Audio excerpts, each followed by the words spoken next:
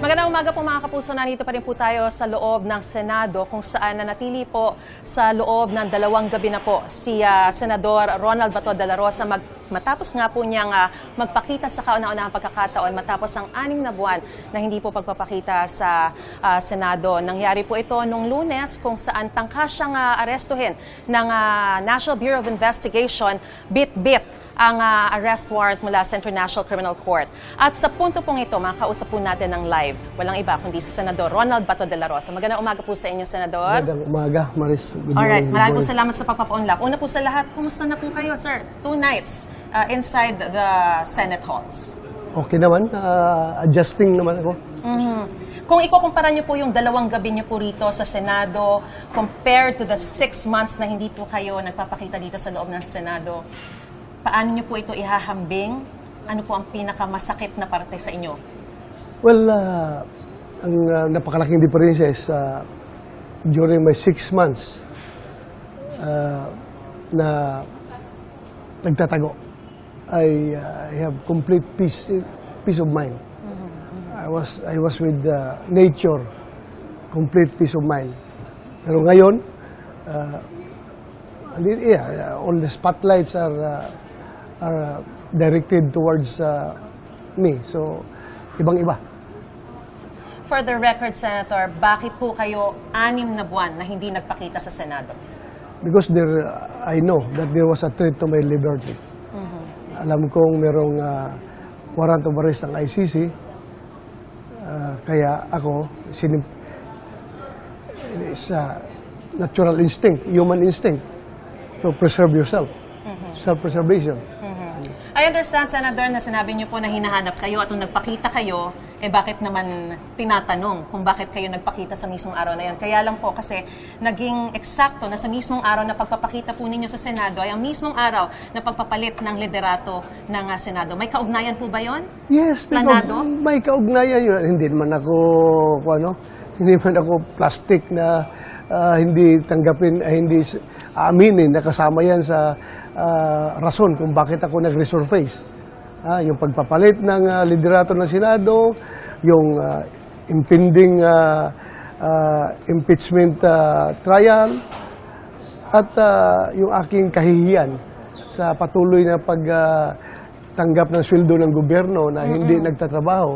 So nahihiya po ako, kaya ako bumalik at magtrabaho na. So, ang sinasabi niyo po, sa loob ng 6 na buwan na hindi po kayo nagpapakita, hindi po kayo nagtatrabaho o nagagampanan niyo pa rin naman ang inyong trabaho kahit papano, kahit na hindi kayo nagpapakita rito? Nagampanan naman, pero not 100% talaga na unlike yung physically present ka, no? But you can still conduct your duties by, alam mo na, technology ngayon, di ba? Ang opisina ko po ay patuloy pa rin nagpa-file ng mga bills at lahat ng mga dapat gawin, ginagawa ng aking opisina. Pero iba talaga yung nandoon ka, present ka. Nung sinabi niyo na hindi 100% ninyo nagagampanan ng inyong trabaho, ano po ang pinakamasakit na parte sa inyo bilang isang senador na binoto po ng sambayanan? Yung ma-deprive. Again, sabihin nila, you are depriving yourself because it's voluntary disappearance, di ba? But yung nasa loob mo na gustong-gusto mo magtrabaho, lalong-lalo na may mga issues na alam mo na taos pwede ka makapag-share para sa ikabubuti ng ating bansa. But you are deprived of that opportunity because mayroong ang threat sa iyong life and liberty. So talagang masakit yun para sa'yo. At aside from that, yung deprivation mo from your family. Hindi mo makikita. Yes, we understand. Ano po ang reaksyon nyo na kinumpirma na ng International Criminal Court na lehitimo yung arrest warrant para po sa inyo? Well, wala naman talaga tayong, I was not hoping otherwise. Alam kong they are talagang determined sila na i-prosecute kami ni President Duterte. So, I was expecting for the worst. May punto po ba dun sa 6 na buwan na hindi po niyo pagpapakita dito sa Senado na naramdaman yung muntik na kayong matuntun ng mga authorities? Never. Never in my wildest imagination. I was very safe. Dahil intel po kayo. So alam na alam niyo kung saan kayo. Never talaga, never. Very much secured ako. Safe. May punto po ba na nag-disguise kayo? Hindi naman. Pag ako'y dumadaan sa mga checkpoint ng pulis o sundalo, pag open ko sa bintana sa window ng aking sasakyan, magsasaludo mo yung mga pulis at sundalo. Talaga? Sabihan So ka pa, makikita kayo? Oo, sabihan ka pa, sir, ingat sir ha. Ingat sir, nasa likuran mo kami. Ingat lang kayo sir. Yun ang sabi sa akin ng mga sundalo at pulis. Reaksyon niyo po na kinumpirma na po na International Criminal Court yung 3 charges laban kay dating Pangulong Rodrigo Duterte, and this will proceed to a full trial. As I have said, I am expecting for the worst. Alam kong talaga determined sila dahil trophy ng ICC, si Pangulong Duterte. Trophy yan. So talagang wala man silang ibang kaso doon na hinahawakan ngayon at present. Wala silang ibang detainee. Si President Duterte lang talaga, yun lang ang source ng kailang hanap buhay. Yun lang ang source ng funding ng ICC. Bakit patuloy yung funding nila coming from the member countries? Okay. Minsan po kayong nagsabi na gusto niyo pong damayan si dating Pangulong Rodrigo Duterte sa Dahig. At kung maaari nga raw po, kayo pa ang mag-alaga sa kanya. Correct. Nagbago na po ba ang inyong pananaw at ang inyong nais? Yes, medyo nagbago.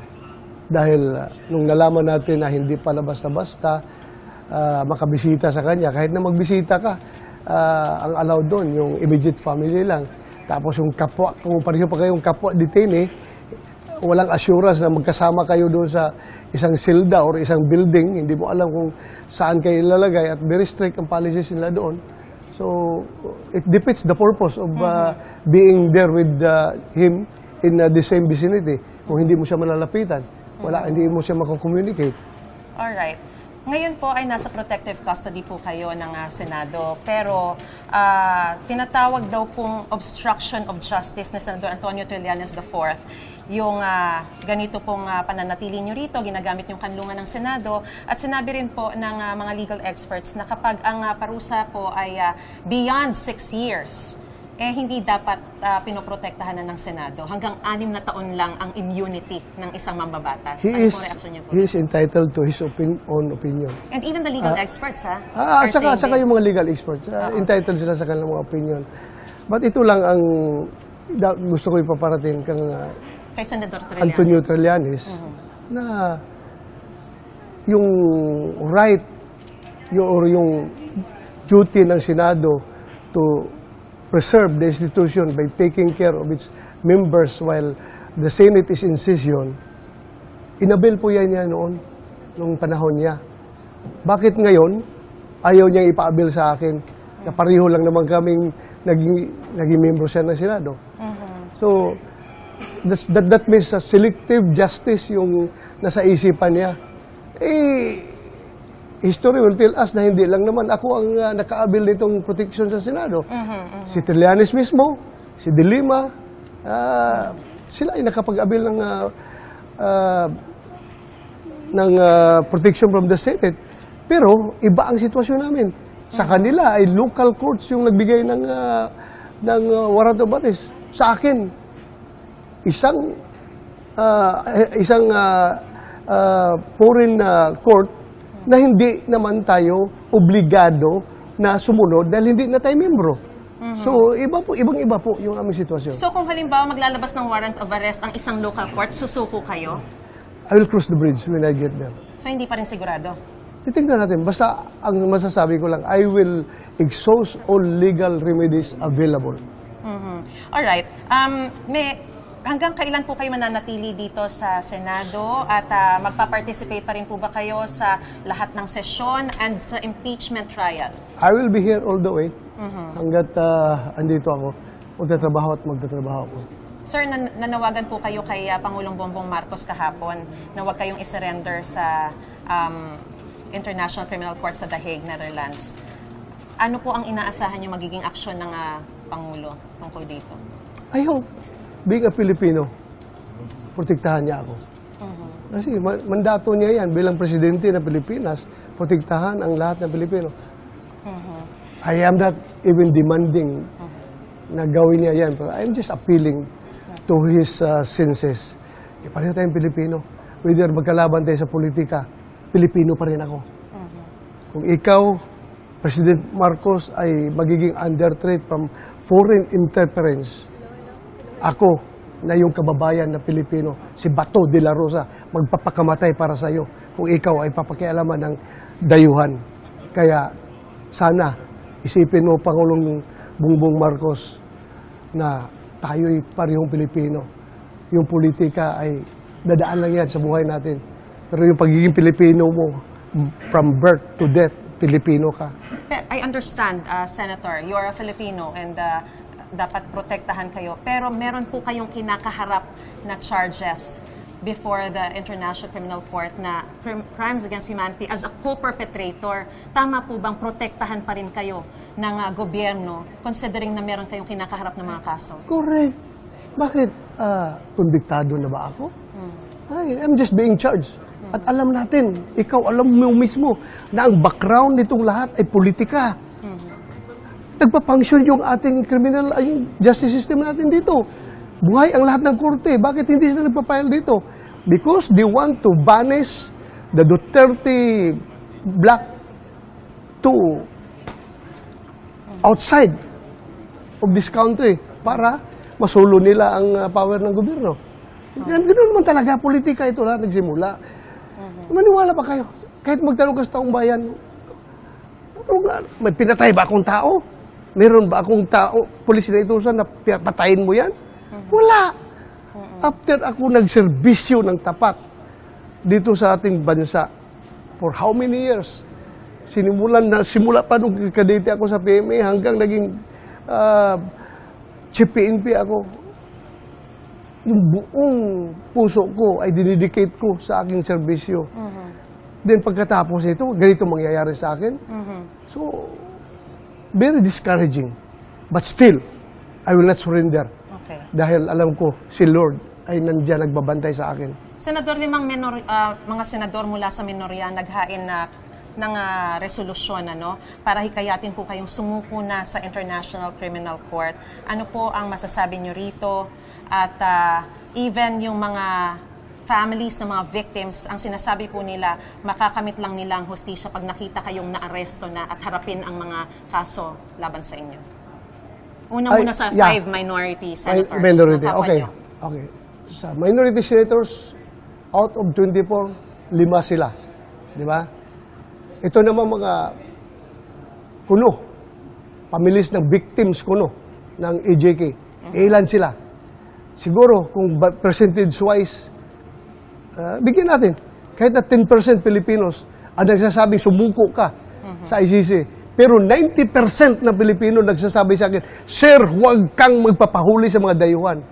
Pilipino tayo, we are a sovereign state. Hindi tayo membro ng ICC. Huwag na huwag kang magpapahuli. Hindi ako namumulitika dito, Maris, but I'm stating a fact. Lahat ng tao nagsasabi sa akin, Sir, huwag kang magpapasiil sa mga dayuhan. Dahil alam namin ang background nito, politika lang itong lahat. Bakit ka nagkakaganon? Kaya Maris, ako'y kung ang aking pananawagan ay hindi pakinggan ng ating Pangulo, ako naman ay maghanap rin ng ibang source ng makakabigay sa akin ng suporta. Hindi naman na would that mean magtatago ulit kayo? In your own words, Hindi, sabi na tago kayo. Hindi, So in your own words, would that mean magtatago kayo hindi ulit? ako magtatago, kundi mag-aapila ako doon sa aking mga kapwa PMAers. Mag-aapila ako sa mga sundalo ng Armed Forces of the Philippines, sa aking mga mahal na mga kapulisan, sa Philippine National Police at lahat na mga uniform personnel sa ating bansa. Ako yung maapila sa inyo. Ako yung maapila sa inyo. At na sana suportahan nyo ako. I would like to dedicate to you a very famous line sa Philippine Military Academy hymn. May isang linya dyan na yung puso natin ay talagang nandyan ng lahat. Ang ating courage, integrity, and loyalty. And it goes this way. When bells for us are rung, and our last stops is sung, let generations see our country free. Alright. Yun po ang pinakabuod ng aming PMA hymn. Okay. Lahat kami ay ayaw magpa-oppress sa mga dayuhan. Alright. Na marami tayong mga bayani na namatay noon pa sa ilang gira na nagdaan dahil sa paglalaban sa ating soberenya na ayaw nating under yan sa mga dayuhan. Alright. Well taken, well understood. Maraming salamat po, Senador Ronald Bato de la Rosa, sa inyo pong panahon. Mag-iingat po kayo at good Salamat, luck din Maris. po sa susunod niyo pong mga legal na hakbang. God bless you po. Thank you. Balik po muna sa studio.